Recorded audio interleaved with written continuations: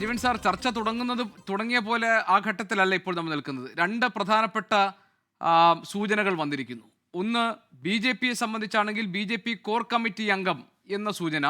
രണ്ട്, C P എമ്മിനെ സംബന്ധിച്ചാണെങ്കിൽ ഒരു യുവമന്ത്രിക്കെതിരെ എന്ന് ശ്രീ ജോർജ് പൊടിപ്പാറ നൽകിയ ഒരു സൂചന. ഇനി താങ്കൾ പറയൂ.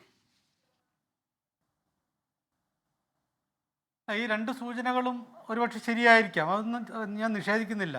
കൃത്യമായ തെളിവുകളുണ്ടെങ്കിൽ, ശ്രീജിത്ത് നേരത്തോട് പറഞ്ഞ പോലെ ആർക്കൊക്കെ എതിരെ കൃത്യമായ തെളിവുകളുണ്ടെങ്കിൽ അവരൊക്കെ ശിക്ഷയ്ക്ക് വിധേയരാവേണ്ടവരാണ്, നടപടിക്ക് വിധേയരാവേണ്ടവരാണ്. അതിലൊരു സംശയമില്ല. പക്ഷേ ഇവിടെ ഒരു മുൻകൂട്ടി അറിയുന്ന രീതി ഒരിക്കൽ പോലും ആശാസ്യമാണെന്ന് ഞാൻ വിചാരിക്കുന്നില്ല. അത് പൊടിപ്പാറ പറഞ്ഞതുപോലെ പാർട്ടിയെ സംരക്ഷിക്കാൻ വേണ്ടിയിട്ടുള്ളതാണ് എന്നും ഞാൻ കരുതുന്നില്ല. കാരണം താൻ ആഗ്രഹിക്കുന്ന കസേര സംരക്ഷിക്കാൻ വേണ്ടിയിട്ടുള്ള ഒരു നീക്കമാണ് ഞാനിത് പറയുന്നത്. ഇന്നലെ മുസ്ലിം ലീഗിൻ്റെ സംസ്ഥാന പ്രസിഡന്റ് പാണക്കാട് സാദിഖ് അലി ശിഹാബ് തങ്ങൾ പറഞ്ഞൊരു കാര്യമുണ്ട്. അദ്ദേഹം പറഞ്ഞത് മുന്നണിയെ നയിക്കാൻ കെ.സി. വേണുഗോപാൽ രംഗത്തിറങ്ങണം എന്ന് പറഞ്ഞു. അതായത് വി ഡി സതീശൻ നയിച്ചാൽ ഒരു പക്ഷേ മുന്നണിക്ക് വേണ്ടത്ര ഗുണം കിട്ടില്ല എന്നുള്ള സൂചനയാണ് അത്. അതുകൊണ്ട് കെ.സി. വേണുഗോപാലിനെ ഇവിടേക്ക് ക്ഷണിക്കുന്ന മുസ്ലിം ലീഗ് പ്രധാനപ്പെട്ട ഒരു ഘടകകക്ഷി. അപ്പോൾ അതിൻ്റെ വെളിച്ചത്തിൽ താൻ ആഗ്രഹിക്കുന്ന ഒരു കസേര നഷ്ടപ്പെടാതിരിക്കാൻ കൃത്യമായിട്ടുമുള്ള ഒരു മുന്നോട്ടേക്കെറിയൽ മാത്രമാണ് ഇപ്പോൾ വി ഡി സതീശൻ നടത്തിയത്. ഇനി അദ്ദേഹം നടത്തിയത് വ്യാജമാണെന്ന് ഞാൻ പറയുന്നില്ല. ഒരു പക്ഷേ അത് തെളിവുണ്ടെങ്കിൽ നേരത്തെ ശ്രീജിത്ത് പറഞ്ഞ പോലെ എന്തായാലും അതിൽ പെട്ട ആളുകൾ, സ്ത്രീവിരുദ്ധരായിട്ടുള്ള ആളുകൾ, അവർ ശിക്ഷിക്കപ്പെടുക തന്നെ വേണം.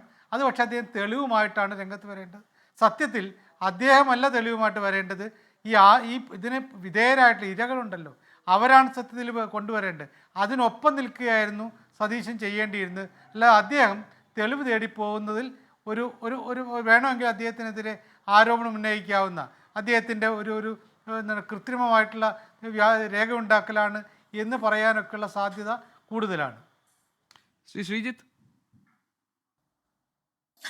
അല്ല നോക്കൂ, ഇതില് മറ്റുള്ളവർക്കെതിരെയും പെണ്ണ് കേസ് വന്നാൽ എല്ലാവരും തുല്യരായി, അപ്പോൾ പിന്നെ നാണക്കേടില്ല എന്ന് പ്രതിപക്ഷ നേതാവ് കരുതുന്നുണ്ടെങ്കിൽ അത് തെറ്റാണ്, അത് ധാർമ്മികമല്ല, അത് ശരിയായിട്ടുള്ള ഒരു ഡിഫൻസുമല്ല. എല്ലാവരും ഒരേപോലെ നാറ് നിൽക്കും എന്ന് മാത്രമേ ഉള്ളൂ. അപ്പം അങ്ങനെയാണെങ്കിൽ അതിൽ ഏറ്റവും കുറവ് നാറ്റമുള്ള ആളിനെ പൊതുജനം സ്വീകരിക്കുക, വോട്ടർമാർ സ്വീകരിക്കുക എന്നതൊന്നും തന്നെ ഒരു സ്ട്രാറ്റജി ഒന്നുമല്ല. ഇനി ഈ ചർച്ചയിൽ തന്നെ ശ്രീ പൊടിപ്പാറ സൂചിപ്പിച്ച കാരണങ്ങൾ, അല്ലെങ്കിൽ അദ്ദേഹം സൂചിപ്പിച്ചിരിക്കുന്ന ആൾക്കാർ, ഈ വിഷയങ്ങളൊക്കെ ആധികാരികമായിട്ട് നാളെ പുറത്തു വന്നു എന്ന് തന്നെ കരുതുക. അപ്പം അങ്ങനെ കരുതിയാൽ പോലും ഈ വിവരങ്ങളൊക്കെ നേരത്തെ തന്നെ അറച്ചു വെച്ചിട്ടും അതിനെക്കുറിച്ച് മുമ്പ് പറയാതെ അവസരം നോക്കി മാത്രമാണ് ഇതൊക്കെ പുറത്ത് പറയുന്നത് എന്ന രീതിയിലത്തേക്ക് ശ്രീ സതീശനെതിരെ ആരോപണം ഉയരാനും അദ്ദേഹത്തിന്റെ ധാർമ്മികത ചോദ്യം ചെയ്യപ്പെടാനുമുള്ള സാഹചര്യം ഉണ്ടാകും. അതുകൊണ്ടാണ് ഞാൻ പറഞ്ഞത്, നേരത്തെ ഇത് പറഞ്ഞിട്ടത് ചെയ്യുക എന്ന് പറയുന്നത് സിനിമയിൽ മാത്രം നടക്കുന്ന കാര്യമാണ്. അവിടെ മാത്രമേ അതിന് സ്വീകാര്യതയുള്ളൂ. ഒരു പൊതുപ്രവർത്തകന് സ്വീകാര്യതയുള്ളതല്ല. ഞാൻ കരുതുന്നത് ഈ സമയത്ത് ശ്രീ സതീശൻ ഈ പ്രവർത്തനങ്ങളൊക്കെ നടത്തിക്കോട്ടെ, പക്ഷെ അതിനോടൊപ്പം തന്നെ ശ്രദ്ധിക്കേണ്ടുന്ന പ്രധാനപ്പെട്ട ചില വിഷയങ്ങളുണ്ട്. രാഹുൽ മാങ്കൂട്ടത്തിൽ ഈ വിഷയത്തിൽ കാര്യമായിട്ടുള്ള ഒരു വിശദീകരണം നൽകുന്നില്ല. അദ്ദേഹം പാർട്ടിക്ക് മാത്രം ആൻസറബിൾ ആണോ, അദ്ദേഹം ഒരു ജനപ്രതിനിധി എന്ന നിലയ്ക്ക് പാലക്കാടുള്ള ആ മണ്ഡലത്തിലെ അമ്മബന്ധന്മാർക്കടക്കം അവരുടെ MLA ഒരു വിശ്വാസം അദ്ദേഹത്തിനെ കുറിച്ചിട്ടുള്ള ഒരു ബോധ്യം, ഈ കാര്യങ്ങൾ ഉണ്ടാകേണ്ടതല്ലേ എന്നുള്ള ഒരു ചോദ്യമുണ്ട്. ഒരു മാതൃക ഇടയ്ക്കൊരു കാര്യം, 2 വട്ടമാണ് രാഹുൽ മാങ്കൂട്ടത്തിന്റെ വാർത്താസമ്മേളനം മാറ്റിവെച്ചത് കഴിഞ്ഞ ദിവസം. തീർച്ചയായിട്ടും 2 തവണ മാറ്റിവെച്ചു. അതൊരു പക്ഷേ പാർട്ടിയിൽ നിന്ന് തന്നെയുള്ള നിർദ്ദേശത്തിന്റെ അടിസ്ഥാനത്തിലായിരുന്നിരിക്കാം. പിന്നീട് അദ്ദേഹം പുറത്തു വന്ന് പത്രസമ്മേളനം നടത്തുമ്പോൾ പോലും പല ആരോപണങ്ങൾ ഉണ്ടായിട്ടും അതിൽ ഒരെണ്ണത്തിനെ കുറിച്ച് മാത്രം വിശദീകരിക്കാനാണ് അദ്ദേഹം ശ്രമിച്ചത്. അത് വളരെ ദുർബലവുമായിരുന്നു. അപ്പം ഞാൻ പറയുന്നത്, PV അൻവറിന്റെ ഒരു മാതൃകയുണ്ട്. അദ്ദേഹം രാജിവെച്ച് പോയതിനു ശേഷം തുടർച്ചയായിട്ട് ഒന്നിലധികം വിശദീകരണ യോഗങ്ങൾ അദ്ദേഹം നടത്തി എന്ന് നമ്മൾ ഓർക്കുന്നുണ്ട്. അപ്പൊ രാഹുൽ മാങ്കൂട്ടത്തിൽ അത് ചെയ്യേണ്ടതല്ലേ സത്യത്തിൽ? എന്തുകൊണ്ടാണ് അദ്ദേഹം ഇങ്ങനെ സെലക്റ്റീവായിട്ട്, ഇപ്പോൾ ഗോപി പറഞ്ഞതുപോലെ 2 തവണ ഇത് മാറ്റിവെച്ചതിന് ശേഷം ഒരു പത്രസമ്മേളനം നടത്തി അതിൽ ഒരു വിഷയത്തിൽ മാത്രം പ്രതികരിക്കുന്നത് എന്തുകൊണ്ടാണ്?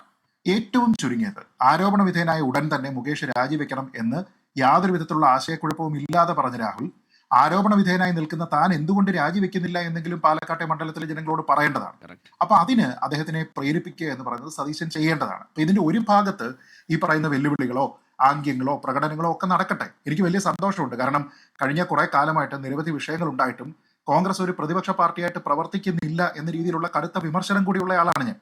അപ്പൊ ഈ വിഷയത്തിലാണെങ്കിലും കോൺഗ്രസ് ഒന്ന് ഉണർന്ന് പ്രവർത്തിക്കുന്നുണ്ട് എങ്കിൽ ഈ പറയുന്നത് പോലെയുള്ള ആംഗ്യമൊക്കെ കാണിച്ച് സംസാരിക്കാനായിട്ട് പ്രതിപക്ഷ നേതാവ് ശ്രമിക്കുന്നുണ്ടെങ്കിൽ നടക്കട്ടെ. പക്ഷെ അതിനോടൊപ്പം കോൺഗ്രസിന് മേൽ ഇപ്പോൾ ഉണ്ടായിരിക്കുന്ന ആരോപണത്തിന്റെ ആ ഒരു മാലിന്യം അത് നീക്കുന്നതിന് വേണ്ടിയിട്ടുള്ള കോൺഗ്രസിന്റെ ഇനിയുള്ള നടപടികൾ അത് സുതാര്യമായിരിക്കുക എന്നുള്ളത് പ്രധാനമാണ്. കാരണം ശരി. രാഹുൽ മാങ്കൂട്ടത്തിൽ കേവലം ഒരു പാർട്ടി പ്രവർത്തകനോ സസ്പെൻഷനുള്ള പാർട്ടിക്കാരനോ അല്ല, ജനപ്രതിനിധിയാണ്. അതിന്റെ ഉത്തരവാദിത്വം കോൺഗ്രസിനുണ്ട്.